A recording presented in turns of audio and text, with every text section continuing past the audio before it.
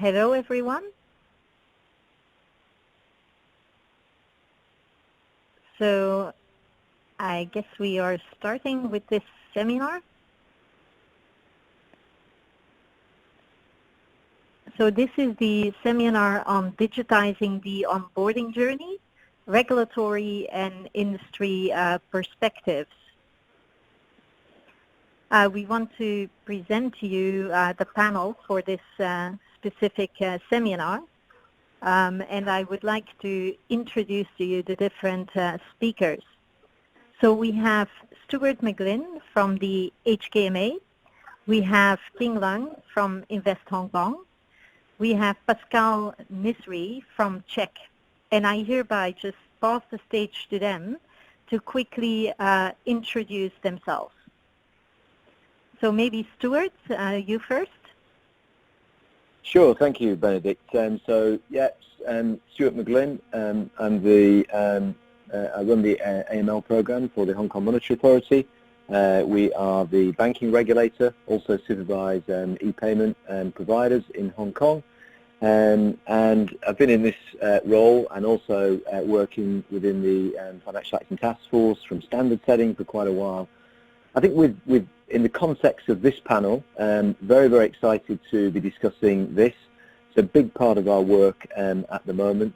Innovations in technology and the efforts that the Hong Kong Monetary Authority is making as part of wider efforts is very, very important. And two particular things which I will try and draw out during today's panel, and that is how we are as an organization trying to promote responsible innovation and RegTech adoption, and the efforts that we are making to support that through modernization of our supervisory activities. Thank you, Benedict. Okay, King? Okay, hello everyone, this is King Leong. I'm the head of FinTech at Invest Hong Kong. Basically, the main remit of Invest Hong Kong, the FinTech unit, we essentially have two main approaches. First is to bring in the promising and essentially world-class FinTech companies to Hong Kong to enrich our Hong Kong FinTech ecosystem. So that is the, in a way, from a Hong Kong perspective, there's a foreign direct investment approach. The second is about helping the local FinTech ecosystem to prosper. So this is another area that we spend a lot of energy. So one of our flagship events is the Hong Kong FinTech Week, which I can talk a little bit in detail later. So because of that, essentially we work very closely with our other partners within the Hong Kong government and also the private sector. So for example, with HMA, we work very closely this year to ensure that we can bring RegTech to the forefront with the financial institutions and also bringing in I would say some of the world-class RegTech companies that may not be operating in Hong Kong yet. We would like to bring them over so that we have the ability to upgrade our capabilities. So happy to share more when we have a chance to chat at the balance of this webinar. Good. And then Pascal, you represent one of the FinTechs.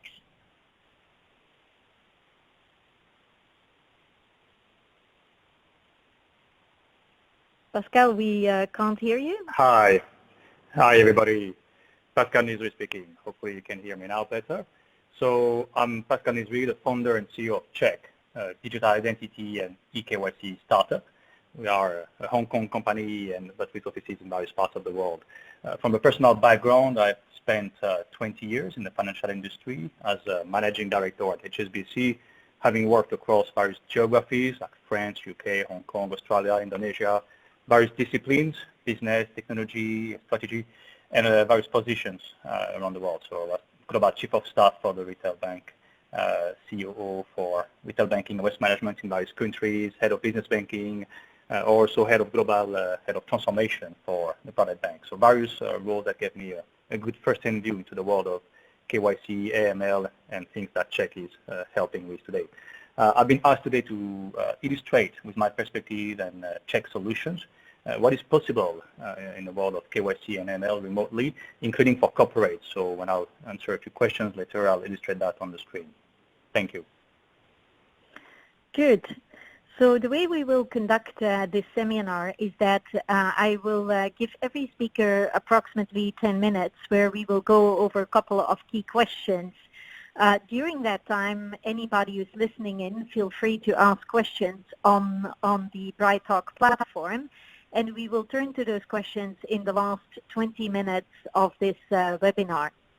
So to start off with Stuart, it would be great if you can give the regulatory perspective of digitizing the onboarding journey, and in particular the experience you've gained so far, including the HKMA viewpoint on the opportunities and also the risks.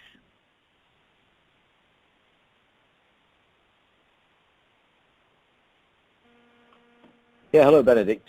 Thank you very much. Okay, I mean, before I start, let me just come back to something that King said that kind of caught my imagination, and that was about the kind of the richness of the fintech community in Hong Kong. And I think one of the things that's changed tremendously for me in this period that I've been doing this role for 10 years, and before that in the Financial Intelligence Unit, is the diversity of skills now which operate in the kind of wider anti-money laundering community to solve all of these problems. If you go back 10 years, it tended to be compliance people, it tended to be ex-law enforcement, and that's changed tremendously. And since we've started this period of work on, particularly on innovation and RegTech, the diverse background of individuals from all over the globe who operate in Hong Kong has been a tremendous asset to try and drive ahead some of these moves and some of these thinking. Let me quickly, with reference to the slide, make one or two points and try to link that back into this broader discussion around digitalization, etc. I think first of all, in terms of this increase in digital financial inclusion, this is obviously hugely important for regulators, for standard setters, important for economic growth and development, and at the same time we've seen a need to strengthen AML/CFT efforts as that has occurred. So e-money providers using mobile phones, virtual assets, these are good examples of where technology facilitates cheaper and faster areas. Now alongside this, there's been a real uptake in language and discussion around the customer experience, which just didn't exist when we started off in this work. Speed, efficiency, transparency, these are all things which drive our thinking in terms of onboarding customers, policy to support safe onboarding of customers. And certainly the rapid pace of change in digital identity and identity solutions has played a big part in that. And you know, these products have gone from a point where we were talking about them in very recent years to a point where now they are commercially available at scale. The guidance from the FATF recently on digital identity has been a very helpful and useful stimulus for regulators in that debate and formulating how do we help to enable change that is consistent with our own objectives here at the HKMA about promoting that growth, promoting these kind of services. Better prevention and identification of MLTF activity relates to both forward-looking controls, and we'll get onto this in a second about how we use data, how we use analytics to better identify risk, but equally how do we make existing controls, some of the more industrial activities, more efficient and more effective preventive measures. And I talk here about screening tools, and certainly when you talk around digital onboarding, when you talk about straight-through processing for customers in a way that is safe and meets standards, screening is still an incredibly important activity. The data that you receive, that you get from your customer, the data against which that is screened, and the setting and the parameters of those systems are very, very important to how you do that, and of course the supporting measures. Let me move on to the threats on the other side.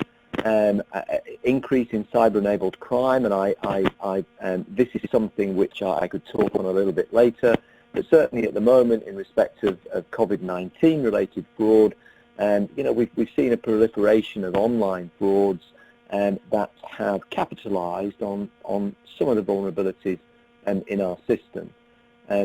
Another threat that we have to deal with collectively is this idea of the volume and pace of transactions. The systems that we have constructed are no longer as efficient or as capable as we would like them to be, able to deal with these, particularly when we look at the likes of global syndicated fraud networks with vast numbers of entities and transactions moving across borders. Another big threat concerns around anonymity. That's been a significant discussion in the virtual asset space. Of course, again, the FATF has come out and has covered, has brought that particular sector under the international standards. So we are seeing changes there. And I think the final point is this idea around more financial services providers and products. And this of course has been a stimulus. So if you look at virtual banks in Hong Kong or neobanks or online banks, challenger banks, of course we have many more market players now and a greater choice for the customer. And that on one hand has stimulated tremendous competition and an increase in this idea of choice for the customer, but it's also a number of challenges. And I think the ability of banks and fintechs and regulators to overcome some of these depends on a significant number of issues. So I'm going to stop there on that slide, Benedict. I've probably used up quite a lot of my 10 minutes already. Okay, so maybe to intercept with a quick question. So could you inform us a little bit more about the HKMA stance towards fully digital journeys? For example, is the HKMA open towards, let's say, either a neobank or an incumbent bank fully digitizing the onboarding journey? And in that regard, does the HKMA take a different viewpoint as between, for example, the onboarding of local customers versus offshore customers? And in general, what are the expectations there in terms of FCC, so AML, CTF sanctions, and fraud controls? Appreciate your thoughts. Sure. Well, I mean, let me answer relatively quickly. Let me answer the first part, the last part of your question first. I mean, I think the expectations are the same in terms of financial crime, in terms of financial crime risk, in terms of sanctions, and in terms of screening. In terms of a fully digitalized journey for the customer, I mean, absolutely, the MA is open to any bank, whether that's an incumbent, brick and mortar bank, whether it's a virtual bank, a neobank, and we have a number of ways that we can engage with banks to do that, either through the sandbox, our regulatory sandbox, our chat room, which tends to preempt functionalities that go into the sandbox. It's really a discussion around the technology, the processes that are in place for the particular institution, its understanding of the risks, and that's from an end-to-end process. And I think going back to the last part of your question, that difference between offshore and local customers, it's really a question of risk. And certainly with our virtual banks, we're seeing the initial offerings being focused towards local customers where there is information and where they can facilitate that locally, and also because of the perceived difference in risk. Thank you. Okay, so maybe we can move to the next slide as well, and just hear your thoughts in terms of the implications of COVID-19 to actually the fraud and the AML landscape. Sure. I think it's an opportune moment that we can just mention. I think most regulators in any forum at the moment will mention and highlight some of the efforts much wider than MLTF risk management that relate to the response to the COVID-19 situation. From an MLTF risk perspective, I was involved in a roundtable discussion with banks yesterday, talking about some of the challenges here. Now, in one respect, the FATF has come out and made a very helpful statement, which I think will also drive some of the debate around the use of FinTech and digital onboarding solutions, reliable digital onboarding solutions to manage some of the risks, the social distancing, the new way that we're operating globally. And that's been very helpful. But from a vigilance around financial crime risks, yes, we are seeing this an increase in online fraud. Very, very quick reaction in terms of the way that these fraud is preying on whether it's the requirement for face masks on individuals, social media, whether it's because we have governments and procurement outside normal procurement channels and the risks of very significant payments. We have all of this going on at the moment and exploiting vulnerabilities that exist. And I will finish this point by saying that the solution very much relies on our ability to apply a slightly different way of thinking and looking at this, and this idea that when we look at these patterns of fraud and how it comes through our banks, are we able to come together collaboratively to see these kind of strong patterns of cross-industry, cross-organizational fraud, taking an example of the device through which it's perpetrated. Because, as I said earlier, most fraud networks will have too many interlinking devices and transactions for a single institution using more traditional methods to see. So that new way of working based on data, intelligence, collaboration, and of course underpinned by those skills to be able to identify and visualize networks, collaborate, share data, and with the right skills and expertise is absolutely essential and brought to the fore during periods such as COVID-19. Thank you. Okay, thank you so much, Stuart. We'll turn now to Pascal with some thoughts about Czech's viewpoints. But before we do so, in fact, Pascal, there are two questions that have shown up on the platform that I think you may be able to give some insight on, or at least the second you can definitely give insight. On the first, maybe King can give some thoughts on that question. So should we first do that, and then we go through the slides you wanted to share, Pascal, and the different technology offerings? Yep. Happy to, yes. Well, perhaps we can let Pascal share his views first, and I can come back to complement his responses. Okay, so the two questions that have popped up in the platform here are one about the availability of data company information in registries, because it's something that Benedict, Stuart, King, we were talking a lot together over the last few days as we were preparing for this panel, and it is indeed something that is very important when you want to do a full remote onboarding capabilities, not only for retail but also for corporates, and I'm going to illustrate that a bit as well in what I'm going to show today. And it's true that some countries already have full-blown registries accessible with proper APIs, live information. Obviously, that's in Havana, very easy to use for companies like mine. Some others have central information, but not necessarily all the right technology to access it properly, and so it's not necessarily as convenient or easy to use. And then some other countries in the world, it's like still a bit old-fashioned and clunky paper format approach.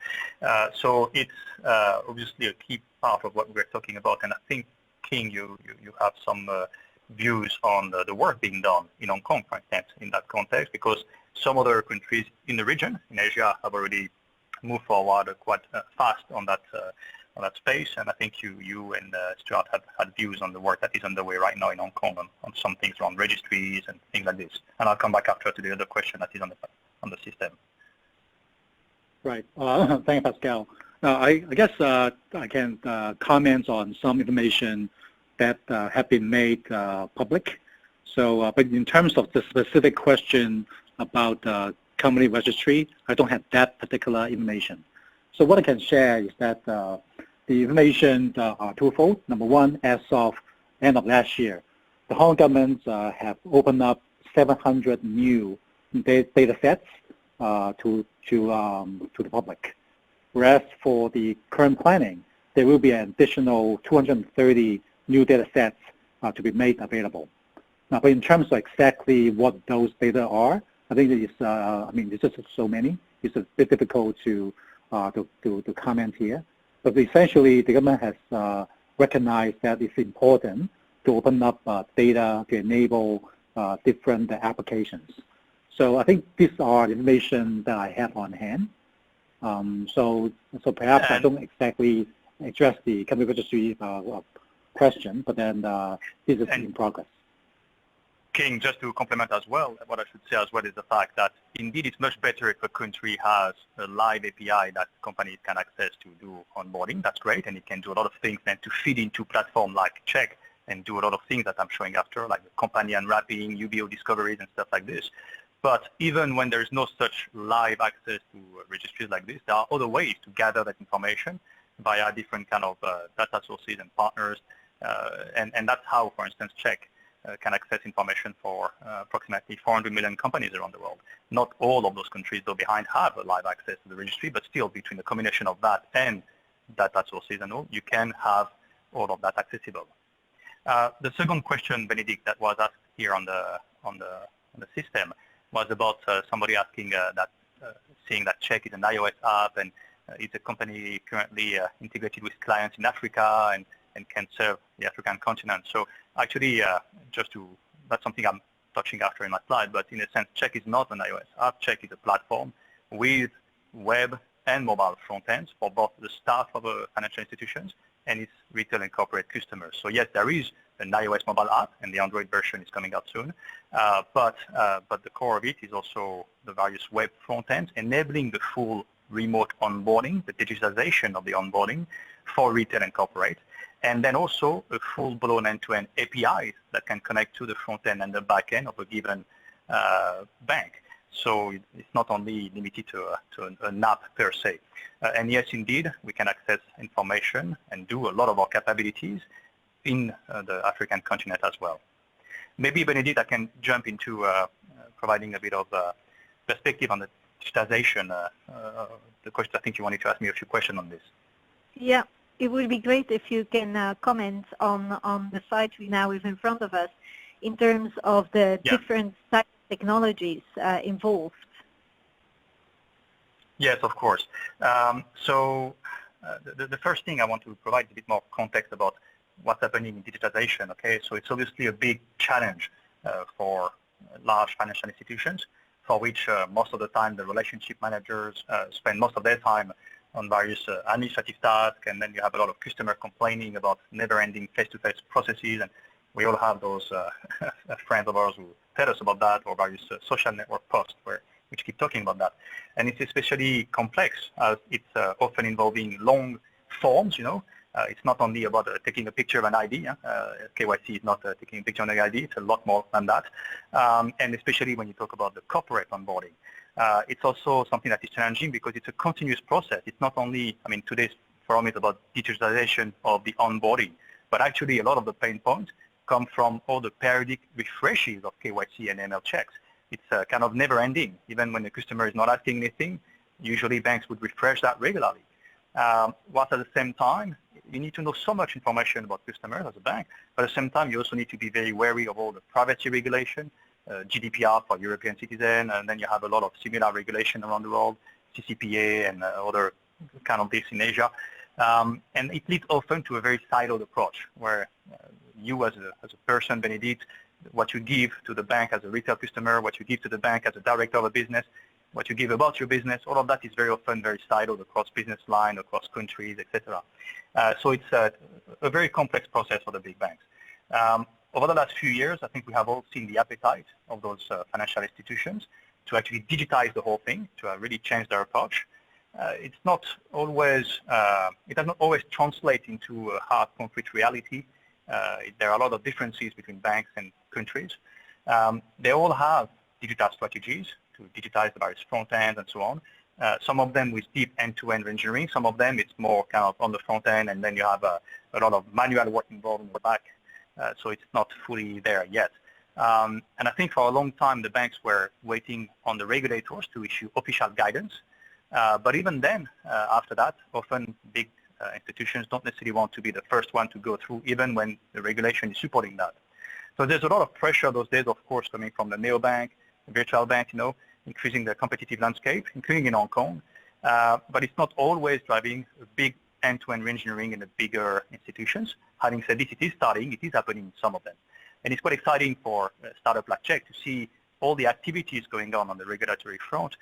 Stuart mentioned earlier the report, the guidance from the Financial Action Task Force, the various guidance issued by HKMA over the last few months, which basically really support, enable, even encourage the use of remote onboarding and verification capabilities.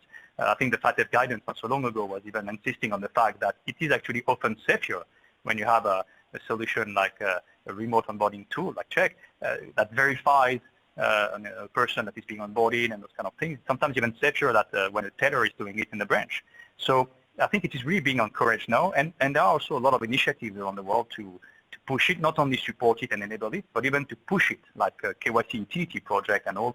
We are involved in some of those, but it's quite exciting to see all of that happening. And obviously the COVID-19 situation is fast-tracking that even more, because we all need to interact remotely much more, and even the people who were a bit more shy on this before are starting to accelerate that. So that's a bit of context I wanted to share first, Benedict. And just to comment quickly on the slide we're looking at right now, I think there are a lot of technology that can support remote onboarding, the digitization of onboarding. I've been asked to illustrate here with what Czech can do to show the world of possibilities. And so I'm just going to say a few things that we are enabling here. So with Czech being a leader in digital identity, providing end-to-end secure solution for retail and corporate customers, we are quite a believers of a broader integrated FCC type of suite approach, which gather onboarding, verification, and ongoing interaction tools. But still modular, of course. Not all companies are the same maturity level or focus on the same things, but basically providing the whole thing as available to the banks who need them. And that's really what makes a big difference when you use all those type of technology from Czech or other companies to really make a true improvement to the customer experience and really significantly reduce the cost and turnaround time involved. So the type of technology, for instance, would involve very easy to create and maintain digital KYC form. So it's not a long process when you want to create a KYC form. It's like a very tick exercise, very quick to change and very maneuverable, very flexible every time compliance or regulation is changing something. The two-factor authentication, but biometric-based as opposed to the old approach. Connectivity to the corporate registries. We just talked about that before with one of the questions from the audience. It's a key part because this is what enables us to do then what we call corporate unwrapping. So finding all the entities, subsidiaries, directors, ultimate beneficiary owners, UBO, doing the UBO discovery, and then do an auto-visual mapping of complex structure chart of the companies. And then for each of those companies and people, running some smart AML checks. So with some smart like fuzzy logic, transliteration, phonetics, continuous refresh, all those kind of things. Then obviously, as not everything is available in central databases, it's still very useful to have what we call customer outreach tools. So things that enable a bank or an insurance company to contact the customer and say, hey, we still need additional information from you. And that's the web and mobile front end I was talking about before. And in there, it enables, for instance, a retail customers or corporate customer director to do to provide a proof of ID, for instance, a passport, a driving card, a driving license, a resident card, ID card, do OCR technology, anti-fraud checks, video-based face matching, and machine learning analysis to make sure it's a real person. So all those kind of technology that enable to reassure the banks and the regulators behind that you're dealing with real people, good people, you're getting everything you need for the KYC requirement, whilst at the same time ensuring that it is continuously up to date, and that's why we have this interaction module to enable the continuous update of KYC and ML checks, as well as the portability of it. And that's probably the next frontier of the world of KYC, is to make sure that it can be reused. It's something that has been built from day one, Czech at the core of it, to enable the reusability of the KYC of retail and corporate customers across business lines, across countries, across industries, and it's something that really will make a big difference over time. Enabling KYC full remote is a great thing. Enabling the reuse of it to reduce really the wastage and the frustration from the customers and the various banks is really a key part of it after. Okay. Maybe I was wondering as well, before we move to your next slide, if you could opine a little bit on the difference from your perspective in the cost between using an external automated technology tool versus the more traditional, very manual processes that still exist in some financial institutions. And you're having come from the background of a financial institution, I thought you would be well positioned to give some thoughts on that. Thank you. Yeah, I can build on my experience in the banking world and in the startup world. And what we have observed is the fact that compared to the very typical manual process that still exists in some banks, as you say, if you use all the right technologies, we provide some of those, but there are other solutions that do part of what we do. So I'm not saying it's only Czech that enables that, but we do provide the broad scope of services here. Well, if you use the whole thing here, you can go up to 80% of reduction of the cost and the time involved in the KYC process. But there's a big important note here. The fact that what we provide is a great tool, okay, a great platform, but at the same time, it is a platform. So you can really reap the benefit of those kind of things, of those kind of systems, if it is accompanied by a proper deep business reengineering behind it. Otherwise, it's like what we have all probably been witnessing in the past, where it happens often that a company would deploy a new shiny tool, put it on the shelf and say, great, we have done a great project, it's in there now, let's move on to the next thing. But then you just add up to your cost, you just add up to your spaghetti plate in your information system, and not really anything has really changed, or at least not something visible, tangible in the hands of the customer, the end users of the bank. So I think it's quite important. Already out of the box, our solution drives a lot of efficiency, that's great, but you really reap a lot of the benefits if you accompany that with business reengineering activities. That's what we do usually with directly our company, but also the partnership we have with a big consultancy firm that help us to do that with for customers around the world. Okay. I see that actually potentially 2 questions have popped up again on the site, which I think, Pascal, are again for you. So maybe you can take a look at those 2 questions, and then we can move to your next slide. Okay. Okay. So there's a question about e-signature and how important is e-signature to what we do, how is it recognized by regulators, things like this. We talked about that as well, Benedict, with you and Stuart earlier in the week. I think it's really an important part. If you want to enable a remote interaction, there's a lot of things that can happen remotely. I just touched on it, and I'm going to show just after a bit more zoom specifically on the corporate side of things, corporate onboarding. But a lot of that rely on the fact that a remote interaction is not only possible, but also recognized. And therefore, e-signature is key to be able to make sure that what I'm gathering from a director of a corporate company is indeed the right thing, and when he's saying yes, signing a document, signing a form, signing an account opening or whatever it is recognized then by regulators. There's a lot of activities going around the world from various regulators to enable that. Europe talks a lot about EIDAS, of course, but not only in Europe, in many countries, and e-signature is recognized in many countries around the world. And our platform, our solution, complies with those regulations and use technology that are EIDAS compliant and this and that. So yes, it is possible, it is recognized. It still needs more push from regulators in some countries to make sure that e-signature is fully authorized, that we're not being asked to go provide a manual paper face-to-face with a chalk on it. Like it still happens to us sometimes as a company. I mean, not as a solution we provide, but as a company, sometimes we experience that as well. So e-signature is key to answer the question, and most of the countries, or many of the countries in the world, already enable it. More to come, more to go, and I think that's what King was referring to earlier. Maybe I can provide that, because I've been speaking for quite some time and I'm conscious people would want to hear from the other ones. Maybe I can provide a bit more zoom on the corporate part, because I think you wanted, Benedict, that I give a bit more flavor for what it is on the corporate side. Yeah, go ahead. Okay. As I said, KYC is quite a popular topic those days. It's a key enabler to a lot of things that banks want to do remotely. That's why it's become that popular. That's also why there's so many companies trying to play in that space.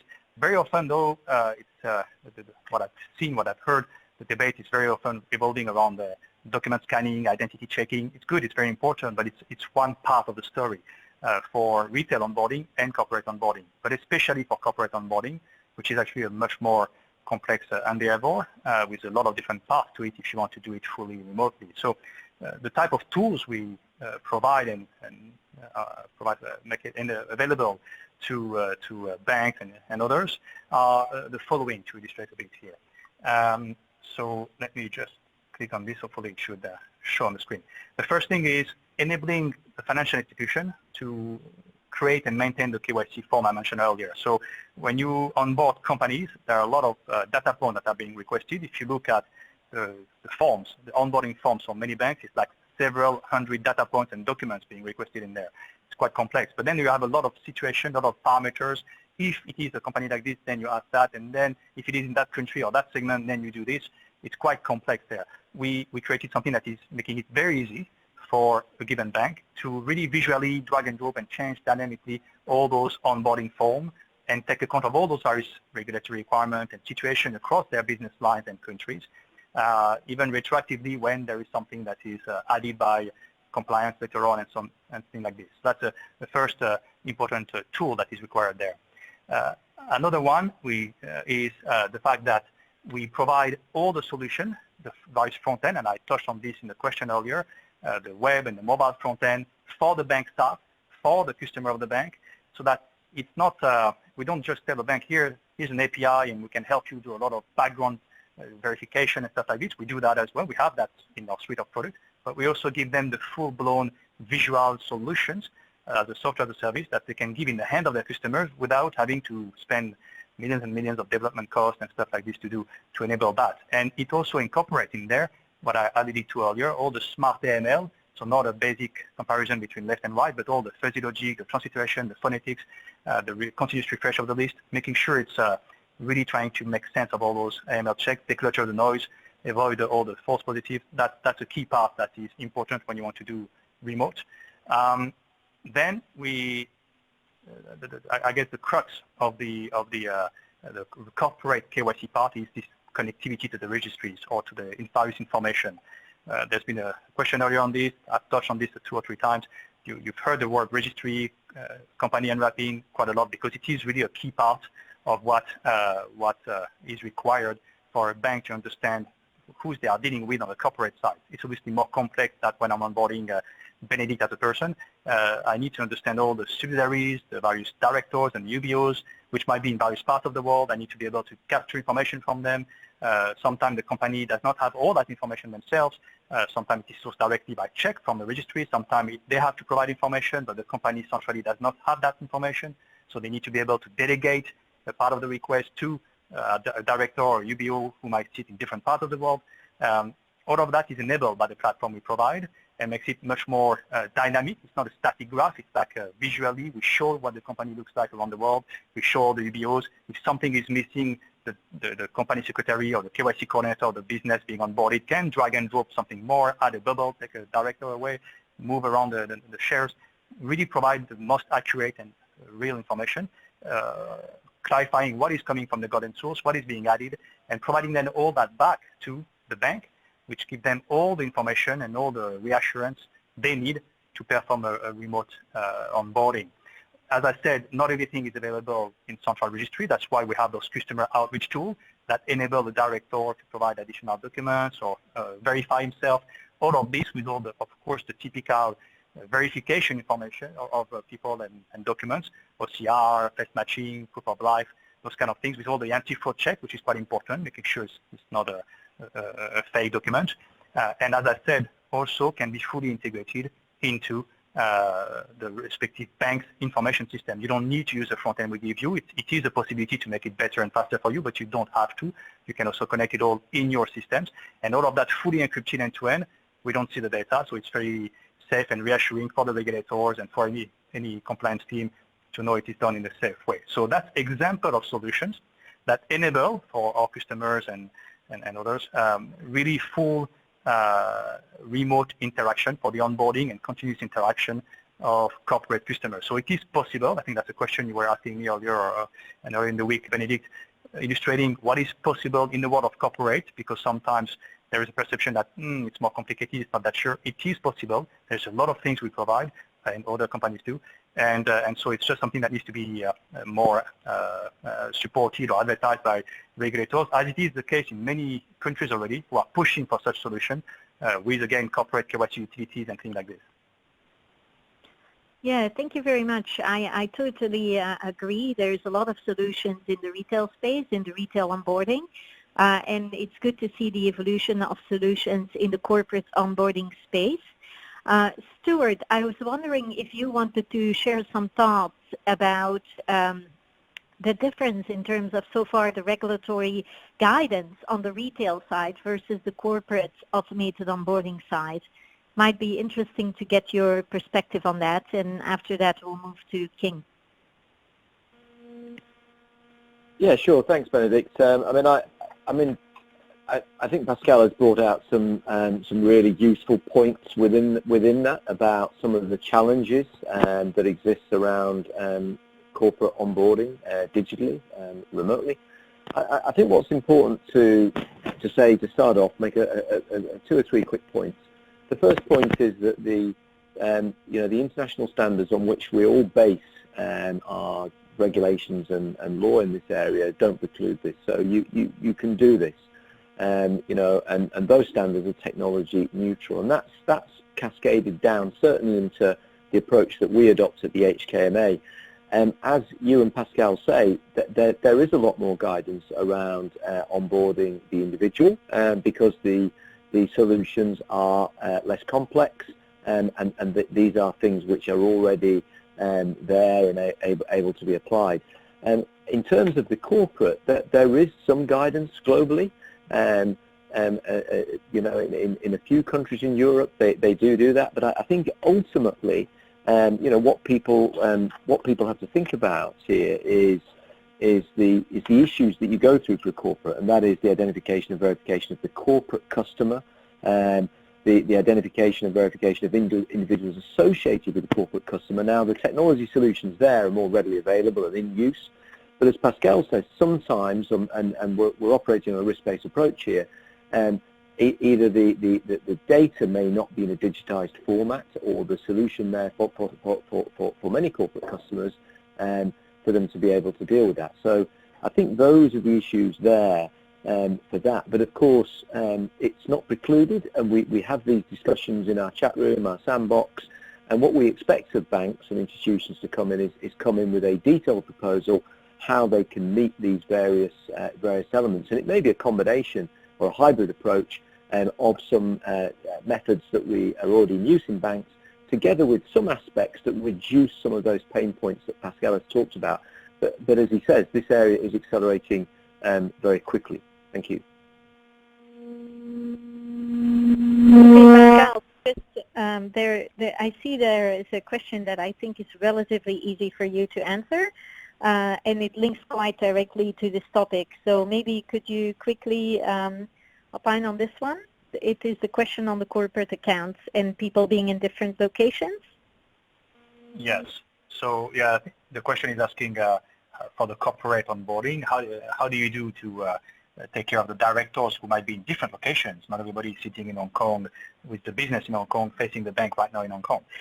So obviously that is where some of the technology I was showing earlier comes in very handy. when we understand the whole structure of the company, which automatically we gather and compile real time, it's like really very quick company structure chart being displayed. And as I mentioned at the beginning of the call, we can do that for approximately 400 million companies around the world, so it's good coverage there. You then have all the entities, sub-entities, directors, GBOs, you see all that in various parts of the world. Then, indeed, some of those directors and GBOs are on the other side of the world. They can directly themselves be requested by the bank or by the KYC coordinator of the business being onboarded to provide some of the information themselves and verify themselves. And this is where they can then use either our solutions, the front end we provide, web and mobile solutions, to do document of ID upload, verification, scanning of the information in there, anti-fraud checks on the document, making sure that there is integrity of the document, various kind of aspect of the document, how they should be. It doesn't look like I've done the document this morning in my kitchen. And then you do a video-based face matching and a machine learning-based analysis for the proof of life. And therefore, you can make sure that that person, that director, who's quite far away, is actually who he says he is, and is matching what is present in the golden source, and is matching what the person that should be there. So we can provide what the bank is asking for, verify himself, consent to sharing information. That's something we haven't touched on too much, but the consent is important in the context of all the privacy regulation around the world. The platform of Check enables to manage all that consent, the sharing information and resharing, update once, update all of that, which is important. And then matching it all to the company information, the board resolution, and make sure that, yes, that's the right structure of the company. Those are the right people that are associated to transport to that corporate. And therefore, each of them is providing us the information the bank is asking for in a verified fashion. And we provide all the various tools of interaction to enable those various steps, as well as the various tools of verification to make sure that what you're gathering is good. Good. So I think that also actually answers another question that we had on the platform, which pertains really to the more general question as to what the financial technology opportunities are in the space, including from the perspective of Central Asia or Soviet. The reality is that everything we've set out so far, including the technologies and the discussions we were having about corporate registries and corporate verification, as well as individual and retail verification, in fact, they are neutral as to which country you are from or which country you are in. And in fact, what they offer is the ability to globalize any kind of FinTech services offering through the use of this RegTech technology. So I will consider that question answered. So with that, I want to move now to King. King, who is the head of FinTech at Invest Hong Kong, and Invest Hong Kong, as we previously set out, is in charge of ensuring that we have a vibrant landscape of regulatory technology offerings in Hong Kong, so that our banks can adopt a lot of these new technologies in line as well with what Stuart was opening his remarks with. So King, to attract companies to Hong Kong, including those who are overseas, the Hong Kong government offers a series of incentive schemes. It would be great if you can spend maybe the next 5 to 7 minutes going over your slides in terms of these offerings. Sure, Benedict. Thank you. Now, so I guess before I jump into the details of this chart, I just want to highlight the few steps that we normally take in order to invite some world-class FinTech companies to Hong Kong. So first of all, Invest Hong Kong has 30 offices around the world, including London and several other major European cities. So our colleagues on the ground are actively talking to the FinTech companies in the ecosystem. So obviously, RegTech being a major segment that our colleagues are actively looking for companies that can help us to enrich the ecosystem. Now, the second thing I just briefly mentioned during my own personal intro is that there's a major government flagship event called Hong Kong FinTech Week that's held in early November of each year. So essentially, that is a forum in which we work with major partners like the UK via the UK-Hong Kong FinTech Bridge.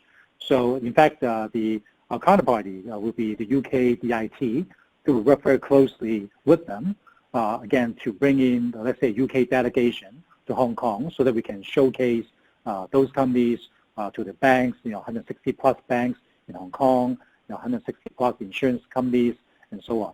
So again, that's a platform to create the business opportunities for the, in this case, the RegTech companies to have direct contact with potential clients. Now, at the same time, as I just also briefly mentioned, we also work very closely with our, we call Hong Kong Inc. partners, like the three regulators, HMA, SFC, and then the Insurance Authority. So in the case of HMA, for example, so last year we collaborated with HMA in several demo days. So essentially for demo day, let's just say that the theme is RegTech. So the HMA would invite the banks to attend, in which that represent the client side, whereas for Invest Hong Kong, we represent the supplier or service provider side, that we would talk to, let's say, the RegTech community, invite them over, so that there's another opportunity of business matching. So we're doing a lot of things to ensure that there are more opportunities for the demand and supply side to come together. Now, so with that, I just want to quickly come back to this slide in front of us. Now, this is a summary slide. Again, this is not exhaustive. This last time I checked with my colleagues, there are over like 40 different incentive schemes, which we just basically pulled out several schemes that are more directly relevant to fintech companies. Now, perhaps I can start from the top.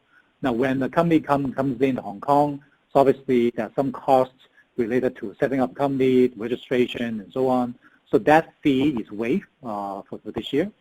Now, so moving down, you see a box called R&D, and then like hiring, business development, fundraising, and overseas expansion. So perhaps I can just comment each of the main blocks. Now, for R&D, the idea behind this is that obviously for companies from overseas, the solutions may not be completely adaptive to the local needs in Hong Kong or in China, Asia, and so on. So obviously there will be some need to localize the solution. And if we look at the first small box right next to the big R&D box, you can see there's a scheme called Enterprise Support Scheme, ESS, and then you see a number 10 million. So that is in Hong Kong currency. So that works out to be roughly £1 million. So in essence, what it is that it's a matching scheme. So let's just say that a RegTech company from UK would like to come into Hong Kong to localize the solution for the Asian market. And you need to do some R&D. And let's just say that that localization project would cost you 20 million Hong Kong. So essentially, for that investment, the Hong Kong government will reimburse you back for 10 million. So at the end of the day, you only pay, invest 10 million, 50% of the whole cost, whereas the other 50% will be in a way subsidized by the Hong Kong government. But it's not a loan, it's not equity. So you basically just do this, you keep the IP, and then we're happy that you can succeed with this help from Hong Kong government.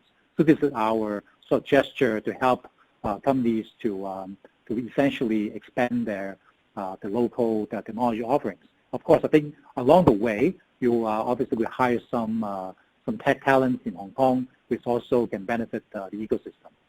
Now, I guess I wouldn't want to go into all the fine details to the right. In case any box might interest you, feel free to type in a question in the audience side.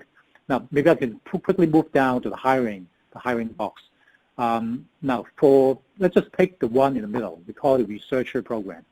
So you see two numbers like 18,000 and then 21,000, and again, these are Hong Kong dollars.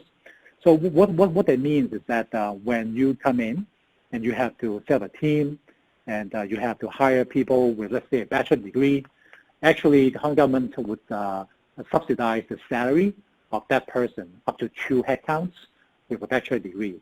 Or if you decide that you need someone with better skills, then for a master's degree per person, that subsidy is 21,000 Hong Kong dollars per month, up to 2 people.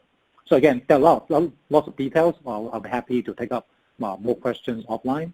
So maybe very quickly move down to the next box, business development. Now, so this is the next step. Now, at the end of the day, after you have localized the product and you want to get some clients on your portfolio, and oftentimes you have to go through this POC process. And in doing POC, that would be nice, right, if we can help subsidize the clients on part of that investment. So the way that it works is that for any non-publicly listed companies, so these are on the client side, let's just say that they need to do a POC that costs 800,000 Hong Kong. Now, for that amount, actually the Hong Kong government would pay up to 3/4 of that POC fee. So in this case, you can see that we have the number up to 600,000. So of the 800,000 projects, the Hong Kong government would pay for 3/4 of the fee. So the client only has to pay for 200,000 or 1/4 of that amount. So in a way, this is another incentive that the government would like to help to motivate the companies to adopt various new technologies, such as red tech. So that's on the business development side. Now, and then for fundraising, so you see this like big number of 2 billion, essentially because the fund size, and there are smaller fine prints. Now, so this is the way it works for this, is that the Hong Kong government also collaborates with a handful of VCs. So it's like a co-investment scheme in which we basically would invest up to $30 million Hong Kong dollars per deal. And then the Hong Kong government would put up 1/3. The other 2/3 would be the leading investor, that is the VC. So this is another scheme just want to highlight.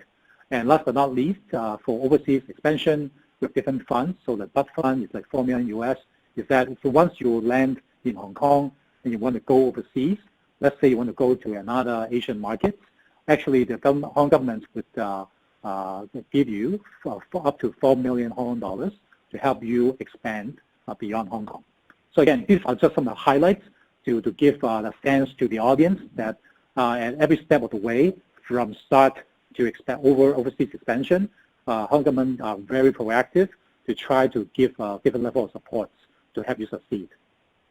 So maybe I'm sensitive to the time, so maybe I'll just stop here.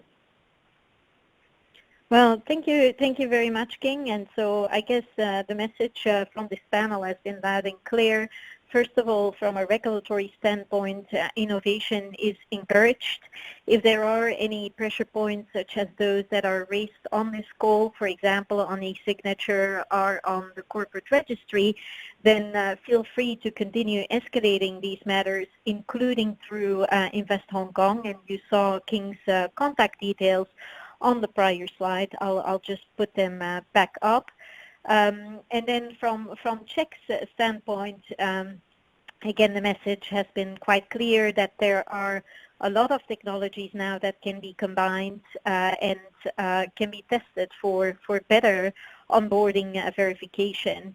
So I'm conscious that we get locked out really on time. So maybe just a last question to maybe to Pascal. If you need to anticipate in the next 10 to, let's say, 20 years how onboarding will look, or how the landscape will look, what would you say in a few words? Thank you, Benedict. So how onboarding will look in the next 20 years? I guess in the last 20 years, we're probably a lot about digitizing some manual processes and trying to put some front end on this, and many banks did a bit of that, and I touched on this in the very first question.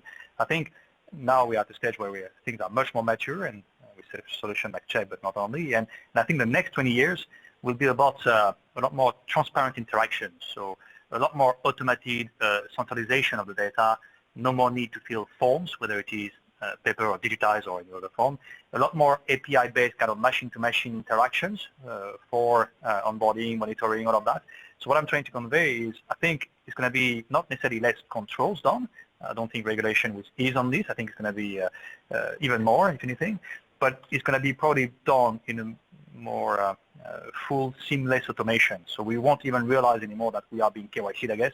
It's going to be much more seamless, transparent, with as much information, relying on a lot of centralized registries, a lot of biometric information, a lot of this that already exists, but taking to the next level even.